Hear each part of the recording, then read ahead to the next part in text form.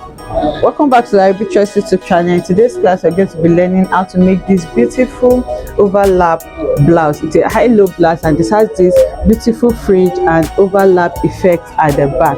It's a very simple tutorial and I'm going to turn it on so that we can see the high-low that we have on the front as well. Okay, so now you can see what it looks like on the side, and this is what it looks like on the front area. It's a very simple tutorial and it's beginner friendly. If this is something you like to learn, kindly stay tuned to the end of this tutorial. Thank you. So my front and back is going to be a high-low blouse. So the front will come up, it will be lower, it will be higher, and then the back is going to be an overlap and it's going to be longer than the length that we have in front. So that's why I have a paper shorter. So this is my front. The front is going to be, the length is going to be around 24 inches for the front. Okay, this is the front, so I have 24.5 inches here, and then for the back I'm going to be going with a length of around 30 inches. Okay, so I'm just marking 30 inches here. I hope my camera, okay, so I'm just marking the 30 inches that I'm going to be working with for the length of my back. Okay, so now the next thing is to create your basic body. So my shoulder is 16 divided by 2, that's 8. The armhole is 9 inches. Okay, I don't need any other measurements because it's not a fitted top, it's going to be like a box top. So I'm using the same with my bust measurement as my waist measurement as well. It's not fitted. So here I'm going to make it into a straight line. Excuse me, my bust is 44 divided by 4 is 11, and then I'm adding 1 inch seam allowance. So now I'll come down here for my shoulder slope, and then the neck width I'm working with is 3.25. okay, the depth for the front is going to be 4 inches, and I'm going to connect all of that. So all of this is connected now. So the same measurement that I have here, which is 12 inches with allowance, I'm taking it down to the hem as well. Okay, and then after measuring the 12 inches I'm going to connect it just like this. So now to create my high-low effect on the front alone, we are still working on the front. On the front, at this center front area, I'm going to come down to wherever you want it to start from. So for me, I think around 19 inches is fine, 19 to 20 inches. So I just leave it at 19.5. Then after connecting it at 19.5 with my curved ruler, I'm going to connect it like this. You can see I'm placing my ruler. Okay, so after placing it like this, I'm going to connect just like this to the 24 inches length. And for the back as well, remember the back is longer. This is the length that we'll have for the back, and we are still going to sew it together. Okay, so that's the length for the back, and we're going to sew it together, so it has to be the same on this side. So what I'm going to do is to decide the opening that I want to have for the center back. So tentatively I'm just going to measure around 4 inches, which is here, and then from there I'm going to connect it back to the side seam like that. Okay, remember if you are opening it by 4 inches, it means it's going to be 8 inches by the time you open it out. So this is what we have. So now with this you are going to be able to sew it together, but it is advisable to just mark out your seam allowance before you do this connection. Okay, it's going to make it easier for you to sew. Sorry, so I have marked the seam allowance now, and then I'm reconnecting it.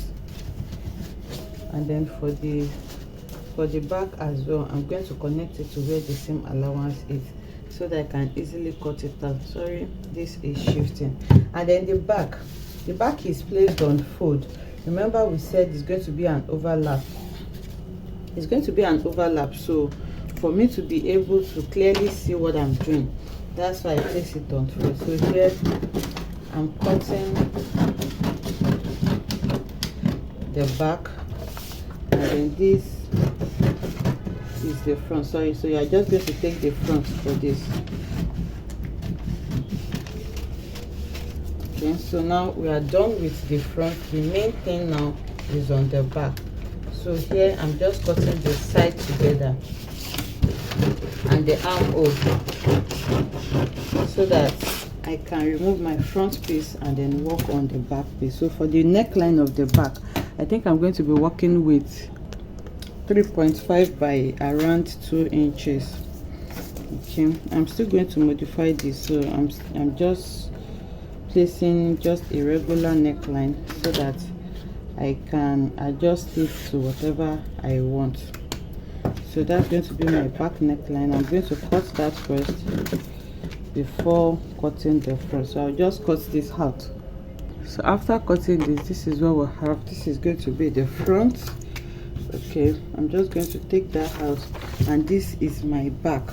So for the back, like I said, I put it on fold. So now I'll open it out like this so that I can create my crisscross. Okay, so for the back, I forgot it's an overlap, so you don't even need to measure the 4 inches here.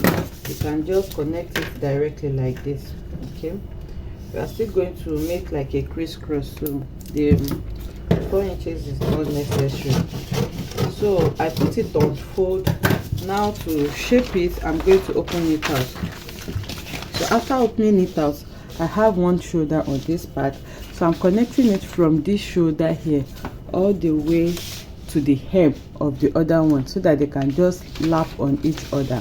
So now as a reference point, this center line is my crease line. I can just mark it on that point to know how low I want to go, although I'm still going to be replacing that part with a fringe, but this can guide you. So I think I'm okay with around 14 to 15 inches, which is going to be here. So what I'm going to do now is to connect from this shoulder here through this center line all the way to the edge.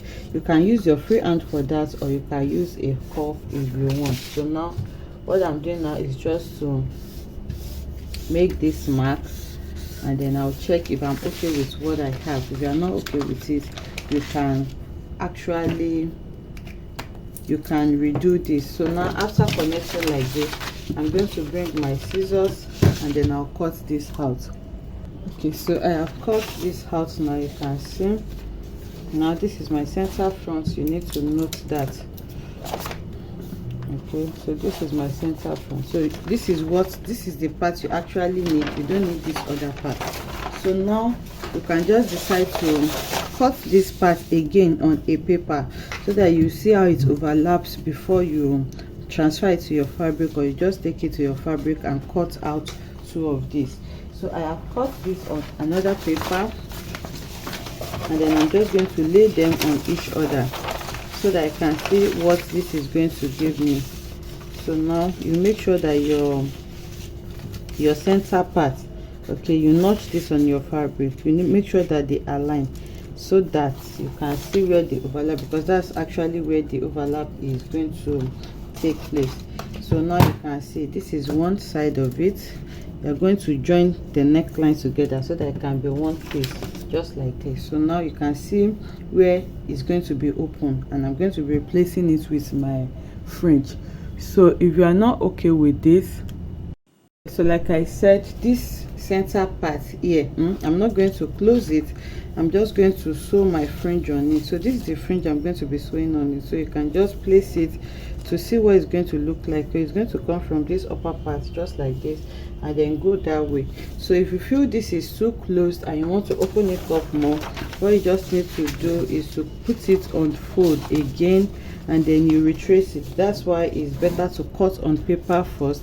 That's going to give you the opportunity to change whatever it is you don't like before you transfer it to your fabric. So now after placing it, if I want to further increase it, I just need to shape it out again. So you can do whatever it is that you desire with this before you go ahead and cut on your fabric. So now what I'm going to do next is to go and cut this on my fabric. So I'm gonna have to cut this on my fabric, and this is the front. So on this part, you make sure you put it on fold, and I cut exactly what I have on my pattern. So you can see the shape that we have for the front, and these are the two back pieces. So I just placed my pattern on it as well, and then you make sure to notch the center point, which is here, so that you will easily know how it's going to overlap. So now I'm trying to lay it so that we can see it. So I've just matched the center together, and then this is what we have. So now for the back, what I'm going to do is just to hem this part. Okay, you just hem it with a bias, or you can just fold it in a little, and if your fabric does not frill, you can just add your fringe directly. So after hemming it, I'm just going to bring my fringe now, and then I'm going to sew it just like this. I'll place it on it like this, and then I'm going to sew on it just like this, or you can also use it to hem it a little bit. So you sew like this, and then you top stitch on it later if you don't want this upper part to be showing. So whichever one, I'll just go ahead and sew this now to my bodice. So I have added the fringe on it, and this is what I have. So this is the first side, and this is the second side. So the next thing I'm going to do now is to match the neckline together, and then I'm going to hold it with a stitch. So after matching my neckline together and holding it, you just need to lay the front and back on each other. There is no lining on this. So after laying the front and back on each other, I'm going to sew it on the shoulder, and then I'm going to sew the side by the 1 inch allowance that I left. Okay, so after that, I'm going to turn the neckline with my bias, and then turn the hem of the front as well with my bias, and then you can fix a sleeve of your choice. So it's very simple to make. So I'll go ahead and do this now. Okay, so the sleeve is sewn, the sides is joined now as well, and I've turned the neckline with bias. So this is what it looks like on the back. You can see the overlap that we have there at the back, and then the fringe just makes it really beautiful, as we have seen. So I paired this with a palazzo pant, and the tutorial on the palazzo pant is already on the channel as well. So I'm just going to turn it so that we can see what it looks like on the front as well. Okay, so it's a high-low top, as we have seen earlier when we were drafting it. So you can see that the front is a bit lower than what we have at the back, and it just lands to meet the side seam just like that. I hope you enjoyed making this beautiful tutorial with me. If you enjoyed it, let us know in the comment section. Like, comment, and subscribe to our channel, and I'll see you in the next one. Bye.